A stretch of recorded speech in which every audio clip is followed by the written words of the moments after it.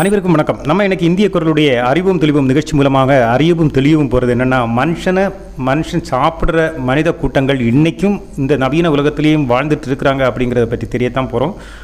அதை பற்றி சொல்லும்போதே அவங்களுடைய வாழ்வியல் முறை என்னது, உணவு முறை என்னது, பழக்க வழக்கங்கள் என்னது, எந்த பகுதியில் அவங்க வாழ்கிறாங்கிறத பற்றியெல்லாம் அறிகிறதுக்கு நமக்கு ஒரு ஆவல் வருது இல்லையா? அதுதான் நம்ம பார்க்க போகிறோம். அதானது இது அமேசான் காடு என்றது எங்கே இருக்குன்னு கேட்டிங்கன்னா, பிரேசில் நாட்டுடைய வடக்கையும் வெனிசுலா நாட்டுடைய தெற்கிலையுமா பறந்து விரிந்து கிடக்கிற மிகப்பெரிய அடர்ந்த காடு. இந்த அடர்ந்த காடு ஒரு காலத்தில் மக்கள் வாழ்கின்ற பகுதியாக இருந்ததாகவும் அதுக்கான சில அடையாளங்களை சமீபத்தில் கண்டெடுக்கப்பட்டதாகவும் சில வரலாற்று ஆராய்ச்சியாளர்கள் சில தகவல்கள் வெளிவந்த வண்ணம் தான் இருக்குது. அதானது ஒரு காலத்தில் இது நாட்டு மக்கள் வாழ்கின்ற ஒரு பெரிய நாடாக இருந்தது. பெரிய ஒரு வரலாறும் நாகரிகமும் அங்கு இருந்ததா எல்லாம் அதற்கான அடையாளங்கள் எல்லாம் கண்டறியப்பட்டதா எல்லாம் சொல்லப்படுது. ஆனால் இப்போ மிகப்பெரிய அடர்ந்த காடு, மக்கள் போக முடியாத, மனிதர்களே போக முடியாத நிறைய பகுதிகள், அடர்ந்த பெரிய காடுகள் அமேசான் பகுதிகளில் இன்றைக்கும் இருக்குது. அங்கே இன்னும் கண்டுபிடிக்கப்படாத, மனிதன் அறியாத நிறைய விலங்கினங்களும் நிறைய ஜீவராசிகளும் உயிரினங்கள் எல்லாம் நிறைய வாழ்கிறதாகவும் சொல்கிறாங்க. அப்படிப்பட்ட இந்த அடர்ந்த காட்டுக்குள்ளே வாழ்கிற ஒரு மக்கள் கூட்டம்தான் யனோமாமி என்கின்ற ஆதிவாசி மக்கள் கூட்டம்.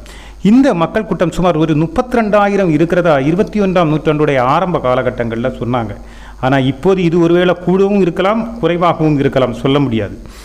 இந்த மக்கள் எப்படி இங்கே வந்தாங்க அப்படின்னு சொன்னீங்கன்னா, நம்ம எல்லாம் வாழ்கிற இதே ஆசிய பகுதிகளில் இருந்து தான் ஏதோ ஒரு காலநிலை மாற்றத்தாலோ ஏதோ ஒரு பிரச்சனையினால 15,000 வருடங்களுக்கு முன்பாக இந்த மக்கள் அங்கே குடியேறி போயிருப்பாங்க அப்படின்னு சொல்லிட்டு வரலாற்று ஆராய்ச்சியாளர்கள் புவியியல் சார்ந்த ஆராய்ச்சியாளர்கள் எல்லாம் சொல்கிறாங்க. இவங்க 10-15,000 ஆண்டுகளுக்கு முன்னாடி ஆசியாவின் பகுதிகளில் இருந்து தான் போய் அங்கே வாழ்கிறாங்க அப்படின்னு.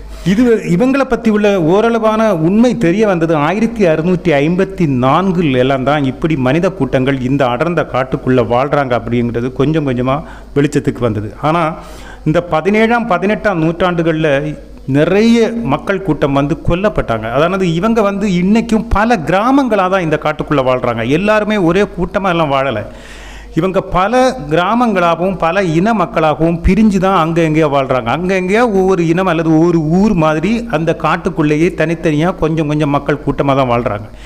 இவங்க வாழ்ந்துட்டு இருந்த காலகட்டத்தில் 16 முன்னுக்கு இந்த நாட்டை கண்டுபிடிக்கிறதுக்கு ஐரோப்பியர்கள் இறங்கி புறப்பட்டாங்க இல்லையா? டச்சுக்காரர்கள், பிரான்ஸ்காரர்கள், மற்றபடி ஆங்கிலேயர்கள் எல்லாம் இறங்கி புறப்பட்ட போது இந்த அமேசான் காடுகளுக்குள்ளேயும் இவங்க புகுந்து வெளிவந்தாங்க. அப்போ இந்த காடுகளுடைய எல்லை பகுதிகளில் எல்லாம் வாழ்ந்துட்டு இருந்த மக்களங்களை நிறைய பேரை இவங்க அழிச்சிட்டாங்க, ஒன்றும் இல்லாமல் காணாமல் செஞ்சுட்டாங்க. மிச்சம் இதே மாதிரி இருக்கிற மக்கள் எல்லாம் மீண்டும் இவங்கள்ட்ட இருந்து தப்பிக்கிறதுக்காக அடர்ந்த காடுகளுக்குள்ளே போனாங்க.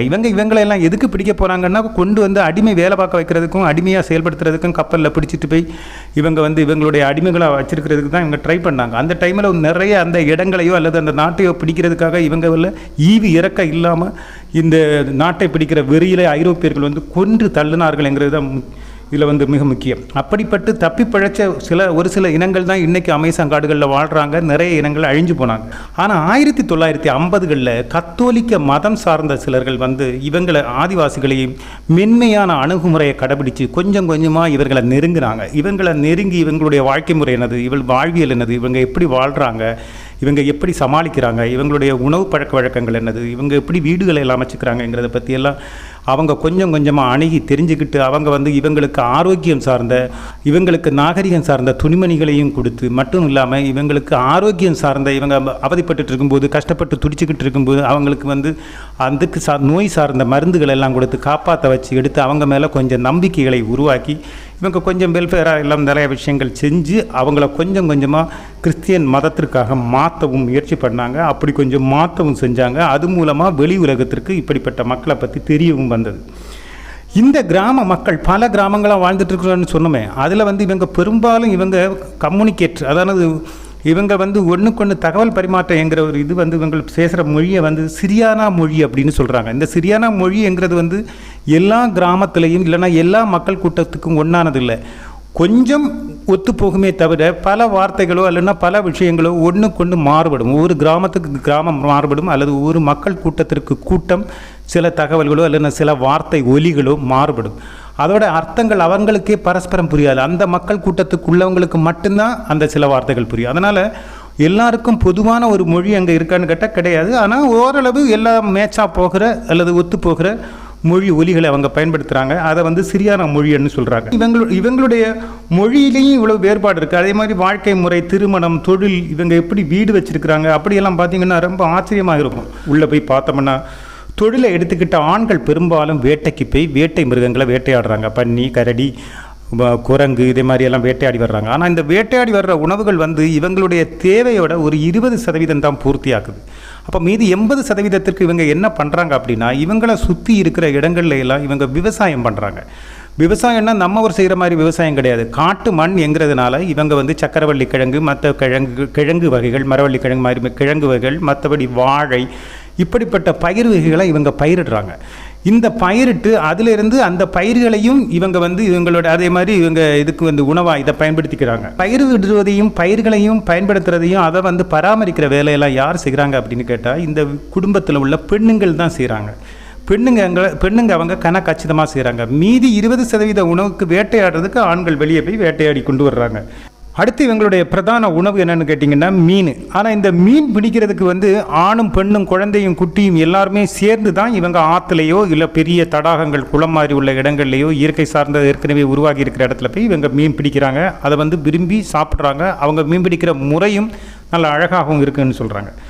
இனி இவங்களுடைய குடும்பம் அப்படின்னு பார்த்திங்கன்னா, அந்த குடும்பத்தில் இப்போ ஒரு ஆண் குழந்தை அப்படின்னா ஒரு 8 வயது வரைக்கும் அந்த ஆண் குழந்தை வளர்கிற வரைக்கும் அம்மா தான் அந்த குழந்தைக்கு வேண்டியது எல்லாத்தையும் செஞ்சு வளர்த்துவாங்க. 8 வயதுக்கு அப்புறம் ஆண் குழந்தைன்னா அப்பாவோட கட்டுப்பாட்டுக்கு வந்துடுவார். அப்பா தான் அடுத்து அவங்க இந்த உலகத்தில் வாழ்கிறதுக்குள்ள இயற்கை சார்ந்த எல்லா வித்தைகளையும் அவருக்கு கற்றுக் கொடுத்து அவனை ஒரு ஆண் மகனாக மாற்றுறது வந்து அப்பாவுடைய பொறுப்பு. பெண் பிள்ளையாக இருந்தால் அம்மாவை ஃபாலோ பண்ணுவாங்க, பின்பற்றுவாங்க. திருமணம் எப்படின்னு பார்த்தீங்கன்னா, பெரும்பாலும் பெண்ணின் குடும்பம், அதாவது பெண்ணின் குடும்பத்தோடு சேர்ந்து தான் இந்த ஆண் வருவாங்க. ஒரு ஆண் வந்து ஒரு பெண்ணை திருமணம் செஞ்சிட்டாங்கன்னா, அந்த பெண் எந்த குடும்பத்தோட அம்மா அப்பா கூட இருக்கிறாங்களோ அவங்க கூடவே இந்த ஆணும் சேர்ந்து இருந்து அந்த குடும்பத்திற்கு இல்லைன்னா அந்த குழுவுக்கு என்ன தேவையோ அவங்களுக்கு தேவையான விஷயங்களை வேட்டையாடி கொண்டு வர்றதா இருந்தாலும், பாதுகாப்பாக இருந்தாலும், எல்லாமே அவங்களுக்குள்ள துணைகளோ எடுபிடி மாதிரி உள்ள எல்லா மற்ற விஷயங்களோ எல்லாமே செஞ்சு அந்த பெண்ணுக்கும் பெண்ணை சார்ந்த குடும்பத்துக்கும் பாதுகாப்பாக இருக்கிறது தான் இந்த திருமணம் என்கிற முறையில் அந்த ஆணோட கடமையாக சொல்லப்படுறாங்க. ஆக அப்போ வந்து மொத்தத்தில் என்னடானா பொண்ணு வீட்டோட குடித்தனம் போகிற மாதிரி தான். இவங்களுடைய வீடை பற்றி நாங்கள் பார்த்தீங்கன்னா படு ஆச்சரியம் ஒன்று ஒதுங்கி இருக்குது. அதானது அந்த வீட்டை பற்றி இவங்க என்ன சொல்கிறாங்கன்னா எனோஸ் டிபோனஸ் அப்படின்னு சொல்கிறாங்க. இந்த வீடு என்கிற சங்கல்பத்துக்கு வரும்போது எல்லாம் ஒரு வீடு என்கிற ஒரு அமைப்புக்கு வரும்போது எத்தனை பேர் இருக்க முடியும், ஒரு வீட்டில் எத்தனை பேர் தங்குவாங்க அப்படின்னு கேட்டால் உங்களாலேயே என்னாலேயே திடீர்னு பதில் சொல்ல முடியாது. உண்மை என்னென்னா 10, 400, 450 பேர் ஒரு வீட்டில் இருப்பாங்க. அதோட அர்த்தம் என்னென்னா ஒரு கிராமமே கிட்டத்தட்ட அந்த ஒரு வீடாக வாழ்வாங்க. அதுக்குள்ளே இவங்க சின்ன சின்ன குழுக்களாக அவங்கவுங்க கணவன் மனைவி குழந்தைகள் அப்படி இப்படின்னு குழுக்களாக இருப்பாங்க. இவங்களுடைய ராத்திரியே இல்லைன்னா மற்ற நேரங்களில் இவங்களுடைய இந்த பெரிய இது மாதிரி இவங்க கட்டுறாங்க, கொட்டகை மாதிரி இவங்க கட்டுறாங்க. 4 கால் பெற மாதிரி கட்டிட்டு அந்த கூரைக்கு கீழே இவங்க எல்லாருமா சேர்ந்து வாழ்கிறாங்க. அதோட மத்தியில் ஆடல் பாடல் கொண்டாட்டங்கள் எல்லாம் அப்பா இவங்களுடைய கலைப்புகளையோ இதுகளையோ மறக்கிறதுக்கு இவங்க அங்கேயே அரங்கேறும் ஒவ்வொரு நிகழ்ச்சிகளும் காரியங்களும். வாழ்கிறது எல்லாருமே ஒன்றா சேர்ந்து தான் வாழ்கிறாங்க. அதில் ஒன்றா சேர்ந்து தான் வேட்டையாடுறதுக்கு இருந்தாலும் என்ன பண்ணுறதுக்கு இருந்தாலும் ஆண்கள் எல்லாம் கிளம்புறாங்க. சரி, இவங்களுடைய உணவு எப்படின்னு பார்த்தீங்கன்னா இவ்வளவு பேருக்கு அப்போ 10, 400 பேர் எல்லாம் இருக்கிற இவங்க ஒன்றா சேர்ந்து வாழ்கிறாங்க. சரி, இவங்களுக்கு உணவு எல்லாம் வந்து எப்போதும் இவங்களுக்கு தேவையான உணவுகள் கிடைக்குமா அப்படி இப்படின்னு எல்லாம் கேட்டிங்கன்னா, சரி விவசாயம் பண்ணுறாங்க, சரி வேட்டையாடுறாங்க, எப்போவுமே விலங்கும் இவங்க எல்லாம் அதுக்குள்ளே தேவையான உணவுகளை இவங்க வேட்டையாடி எடுக்கிறாங்களுங்க பார்த்தா அதில் ஒரு பெரிய ஆச்சரியம் என்னடானா, இவங்க ஒரு இடத்துல குறைந்தது 5 வருடங்கள் தான் வாழ்கிறாங்க. அந்த 5 வருடத்தில் இவங்க வந்து அங்கே வாழையோ மற்றபடி தானியங்களையோ இவங்க விவசாயம் பண்ணுறாங்க. எந்த உரமோ மற்ற விஷயங்களோ இவங்க போடுறதில்ல. அதனால் அந்த மண்ணோடைய வளம் இருக்கிற வரைக்கும் இவங்களுக்கு நல்ல காய் பலன்கள் கிடைக்கும். அதை இவங்க எடுத்து அந்த நட்டு அதோடைய வள்ளிகளோ அது இதெல்லாமே நட்டு எடுத்து அதிலேருந்து காய் கிழங்கு வகைகளோ மற்ற வகைகளோ வாழைகளோ எல்லாத்தையும் எடுத்து திருப்பி பல முறை இவங்க பயிரிடுற வாழையாக இருந்தாலும் கிழங்கு வகைகளாக இருந்தாலும் இவங்க பயிரிட அதில் வந்து மண் வளம் குந்தி அதில் வந்து அதில் கிடைக்கிற பலன்கள் வந்து குறையும் போது இவங்க என்ன பண்ணுறாங்க, உடனே அந்த இடத்தை விட்டு நகர ஆரம்பிக்கிறாங்க. அப்போ வேட்டையாடும்போது அந்த கிட்டத்தட்ட 10 கிலோமீட்டர் சுற்றளவில் இவங்களுடைய நடைமுறைகளும் ஆக்டிவிட்டீஸ் அதானது இவங்களுடைய செயல்பாடுகளும் இருக்கும். அப்போ இவங்க இருக்கிற வீட்டோட ஒரு 10 கிலோமீட்டர் சுற்றளவில் உள்ள விவசாயமாக இருந்தாலும் வேட்டையாடுதல் விலங்குகள் பற்றிய இதாக இருந்தாலும் இவங்களுக்கு கொஞ்சம் கம்மி குறையுது அப்படின்னு தெரிஞ்சதும் கிட்டத்தட்ட 4 முதல் 5 வருஷம் எல்லாம் ஆகும்போது அந்த இடத்துல உள்ள ஒரு கொஞ்சம் வளமை கொஞ்சம் குறையிற மாதிரி இவங்களுக்கு உணர்வு வந்துச்சுன்னா இவங்க உடனே அந்த இடத்த விட்டு இன்னொரு நல்ல வளமையான இடத்த பார்த்து போகிறாங்க. அப்போ போகும்போது இந்த 10 கிலோமீட்டர் சுற்றளவு அப்படின்னு சொல்லும்போது அடுத்து வந்து அவங்க ஒரு 10, 25, 30 கிலோமீட்டர் இல்லைன்னா 50 கிலோமீட்டருக்கு அந்த பக்கம் போய் மறுபடியும் ஒரு டென்ட் போட்டு அது இல்லைன்னா ஒரு வீடை கட்டி மறுபடியும் அங்கே இருக்கிறாங்க. இது ஒவ்வொரு குழு மக்களுக்கும் இந்த வாழ்க்கை அமைப்பு முறை செய்கிறோம். அங்கே போய் இருந்துட்டு பிறகு அங்கே புதுசாக விவசாயம் பண்ணுறாங்க. அங்கே போய் வந்து அடுத்து அங்கே இருக்கிற ஒரு 10 கிலோமீட்டர் சுற்றுலாவில் இவங்க வேட்டையாடுறாங்க, இவங்களுடைய வாழ்வியலை ஆரம்பிக்கிறாங்க. இப்படி இவங்களுடைய வாழ்க்கை முறை மாறிட்டு இருக்கு. அப்போ பழைய இடம் கொஞ்ச நாள் தாண்டும் போது இலைகள் விழுந்தெல்லாம் மக்கி எடுத்து வளம்புறம். அப்படி தான் அதை வந்து மறுபடியும் அவங்க சுற்றி கறங்கி இவங்களுடைய வாழ்க்கை முறை அமைஞ்சிட்டு இருக்குது. அதனால் இவங்க அதுக்கேற்ற மாதிரி உணவு பழக்க வழக்கங்களும் உணவு வகைகளும் இவங்களுக்கு கிடச்சிக்கிட்டு இருக்குது. அடுத்து இனி ஒரு விஷயம் என்னடானா இவங்களுடைய நம்பிக்கை தான் படு ஆச்சரியமானது. கிட்டத்தட்ட நம்மளை மாதிரியெல்லாம் ஒத்து போகிற மாதிரி ஒரு நம்பிக்கை. அதானது ஆத்மாவு இருக்கிறதுன்னு அவங்க நம்புகிறாங்க.